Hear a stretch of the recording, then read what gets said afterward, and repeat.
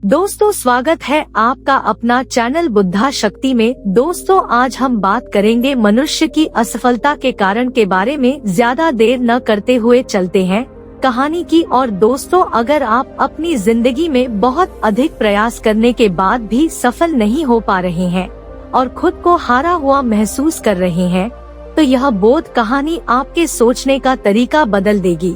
हो सकता है कि आपको अपनी उन गलतियों और कमियों का पता चल जाए जिनके कारण आप सफल नहीं हो पा रहे हैं। इसलिए इस कहानी को अंत तक और बड़े ध्यान से सुने। एक बार एक युवा लड़का जब 15-16 साल का था, तभी से उसने यह सोच रखा था कि बड़ा होकर वह बहुत कामयाब इंसान बनेगा, बहुत पैसे कमाएगा, ऐशो आराम की जिंदगी जिएगा। इसी उम्मीद से वह लड़का अपनी जिंदगी में वह सब करता था जो अक्सर एक कामयाब इंसान बनने वाला करता है। वह कामयाब लोगों की सफलता की कहानियां पढ़ता, उनके जैसी ही जिंदगी खुद भी जीता। वह अपना हर काम कामयाब लोगों की तरह ही करता था, जैसे सुबह जल्दी उठना, व्यायाम करना, लक्ष्य के प्रति अपना ध्यान देना। सब कुछ उसके हिसाब से सही चल रहा था। उसको पूरा यकीन था कि वह एक कामयाब इंसान जरूर बनेगा। जब भी वह अपने आसपास कोई कामयाब इंसान को देखता, उससे बात करने की कोशिश करता और उसके जैसा बनने की कोशिश करता। समय गुजरता रहा और वह अपना काम करता रहा, लेकिन जैसे जैसे समय बीतता गया, उसकी ऊर्जा और लगन भी कम होने लगी। उसको लगने लगा कि अब तो मैं 24-25 साल का हो गया हूँ, लेकिन मैं अब तक एक कामयाब इंसान नहीं बन पाया। जैसा मैंने सोचा था वैसा तो हुआ ही नहीं। और वह शुरू से ही लोगों को यह भी कह देता था कि मैं बड़ा होकर बहुत ज्यादा कामयाब इंसान बनूंगा। लेकिन अब वह लोग भी उस लड़के से सवाल करने लगे। वह जब भी बाहर जाता तो लोग उससे बस यही पूछते कि क्या हुआ, तेरे सपनों को चकनाचूर हो गया ना, निकल गई तेरी हवा। जब लोग ऐसा बोलते तो उसको बहुत बुरा लगता, लेकिन अब उन्हें चुप भी तो नहीं किया जा सकता था, क्योंकि हारे हुए इंसान पर तो सभी चढ़कर बोलते हैं। उसके साथ भी कुछ ऐसा ही हुआ। उस लड़के की इतनी बुरी हालत हो गई कि अब उसको घर से बाहर जाने में भी शर्म आने लगी। अब वह 25 साल का हो गया था। समय ज्यादा होने के कारण ही लोगों ने उसके ऊपर सवालों का ढेर लगा दिया था, जिससे डरा और सहमा वह युवक जिंदगी से परेशान रहने लगा। बड़े बड़े सपने देखने वाला लड़का छोटे से कमरे में घुट घुट कर रोता था। उसने लोगों के मुंह बंद करने का बहुत प्रयास किया, लेकिन यह इतना आसान नहीं था, क्योंकि लोगों का मुंह बंद तभी हो सकता था जब वह एक कामयाब इंसान बने। वह नौजवान लड़का किसी ऐसे इंसान की खोज करने लगा जो उसकी समस्या का समाधान बता सके, उसको बता सके कि उसने गलती कहाँ की है, जिसको सुधार कर वह है कामयाब बन पाए। लेकिन बहुत कोशिश करने के बाद भी उसकी यह समस्या कोई दूर नहीं कर पा रहा था। एक दिन उस लड़के ने यह निश्चय किया कि वह नगर छोड़कर कहीं दूर चला जाएगा और वहां जाकर वह कामयाब इंसान जरूर बनेगा। रास्ते में आगे चलते चलते उसे एक नदी दिखाई देती है, जहाँ पर कुछ बच्चे अपने गुरु के साथ पानी पी रहे थे। उनको देखकर वह युवक भी पानी पीने के लिए नदी पर पहुँच जाता है और वहाँ जाकर वह पानी पीने लगता है। वहाँ पानी पी रहे एक बौद्ध भिक्षु की नजर उस युवक पर पड़ती है। वह बौद्ध भिक्षु उस युवक को देखकर पहचान जाते हैं। युवक बहुत परेशान है।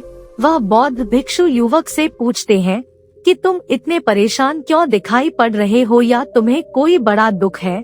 यह सुनकर वह पिघल जाता है। वह अपनी भावनाओं में बह जाता है और बोलता है, महाराज, यह पूछो कि अच्छा हुआ क्या है? मेरी जिंदगी में मुझे हमेशा दुख ही मिला है। पहले मेहनत करके दुख सह लिए, दिन रात परिश्रम किया, उसके बाद सोचा इसका फल जब मिलेगा अभी दुख खत्म हो जाएगा। ऐसा बोलकर वह युवक के उस बौद्ध भिक्षु को अपनी सारी बातें बता देता है। उसके बाद बौद्ध भिक्षु उस युवक से कहते हैं, बेटा, मैं तुम्हें 5 बातें बताऊंगा जिसकी वजह से तुम अभी भी दुखी हो और कामयाब नहीं हो पाए हो। इन गलतियों और कारणों को ध्यान से सुनो और समझो। पहली बात, अभी आसान रास्ता मत अपनाओ। अभी तुम 25 साल के हुए हो, अभी भी तुम कमियां बन सकते हो।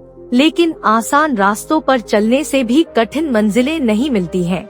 जैसे अपने बगीचे से घास फूस की सफाई करने के 2 तरीके हैं। आसान तरीका यह है कि घास काटने वाली मशीन का इस्तेमाल किया जाए। इससे बगीचा उस दिनों के लिए तो अच्छा दिखेगा, लेकिन यह समस्या का स्थायी हल है। जल्द ही घास फेल हो जाएगी। लेकिन थोड़ा मुश्किल तरीका यह है कि घुटनों के बल झुककर अपने हाथ से घास को जड़ से निकाल दिया जाए। यह तरीका समय लेगा और तकलीफ देगा, लेकिन फिर लंबे समय तक ये घास नहीं आएगी। अगर आसान रास्ता अपना होगी तो मंजिल पाना आसान नहीं होगा, और अगर कठिन मेहनत करोगे तो मंजिल पाने में कोई कठिनाई नहीं आएगी। दूसरी बात है, अपने लक्ष्य के बारे में किसी को नहीं बताना चाहिए। बौद्ध भिक्षु यूँ तो कहते हैं कि बालक, यही सबसे बड़ी गलती है जो तुमने की है। लगभग सभी लोग जाने अनजाने में यह गलती जरूर करते हैं। अपना लक्ष्य चुनने से पहले उसका ढिंढोरा पीट देते हैं कि मैं यह करने वाला हूँ, मैं मेरी जिंदगी में यह हासिल करना चाहता हूँ। हम लोग तो यह सोचकर बता देते हैं कि शायद मेरे लक्ष्य के बारे में जानकर लोग मेरे प्रति नजरिया सही रखेंगे। लोगों को लगेगा कि इसने अपनी जिंदगी में कुछ न कुछ तो सोच रखा है। लेकिन यही गलती लोगों पर भारी पड़ती है, क्योंकि लक्ष्य बनाने से लेकर लक्ष्य हासिल करने तक लोग तुम्हारा मजाक ही बनाएंगे। लोग तुम्हारी हिम्मत तोड़कर रख देंगे। इसलिए हमें अपना लक्ष्य अभी किसी को नहीं बताना चाहिए, सिर्फ सफलता को शोर मचाने देना चाहिए। इसलिए बातें लगातार कोशिश न करना। बौद्ध भिक्षु योग को समझाते हुए कहते हैं कि तुम्हें और ज्यादा कोशिश करनी चाहिए थी, लेकिन तुम तो कोशिश करने के बजाय चीजों से भागने लगे। आज तुम अपना नगर छोड़कर कहीं और जा रहे हो, उन सब लोगों से दूर जा रहे हो जिन्होंने तुम्हारा मजाक बनाया था। कल तुम बड़े आदमी बन भी गए तो वह लोग तुम्हारे ऊपर यकीन नहीं करेंगे। वह तो यह भी बोल सकते हैं कि दूसरे नगर में जाकर चोरी चकारी या धोखाधड़ी करके तुमने यह धन कमाया है। हमें कभी भी मैदान नहीं छोड़ना चाहिए। हम सबको जिंदगी में ठोकरें लगती हैं, लेकिन इसका यह मतलब नहीं है कि हम असफल हैं। बस हमें कोशिश करते रहना चाहिए। चौथी बात, कुदरत के नियमों को न समझना। बौद्ध भिक्षु कहते हैं कि कुदरत के नियम बड़े बेहतरीन होते हैं। उनमें से एक नियम है, बदलाव आपका हो या न हो, कुदरत आपको बदल ही देती है। अगर मेहनत करोगे तो कुदरत तुम्हें सफल आदमी बना देगी, और अगर मजे मजे में वक्त गुजार होगी, कुदरत तुम्हारे साथ मजे लेकर तुम्हें एक सफल आदमी बनाकर छोड़ देगी। सफलता वसूलों का नाम है, और यह वसूल भरत के हैं। अब या तो आगे बढ़ रहे हैं या फिर पीछे हट रहे हैं। हम या तो काम कर रहे हैं या फिर काम बिगाड़ रहे हैं। यहाँ पर स्थायी की कोई गुंजाइश ही नहीं है। अगर हम किसी बीज को पेड़ बनाने के लिए नहीं बोएंगे, वह खराब हो जाएगा। आप चाहो या न चाहो, बदलाव तो होना तय है। सफलता किस्मत से नहीं, बल्कि कुछ नियमों का पालन करने से मिलती है। पांचवी बात है, पिछली गलतियों से न सीखना। बौद्ध भिक्षु कहते हैं कि तुमने इतने साल मेहनत की, उनसे तुम्हें कुछ तो सीख मिली होगी, कुछ तो अनुभव प्राप्त हुआ होगा।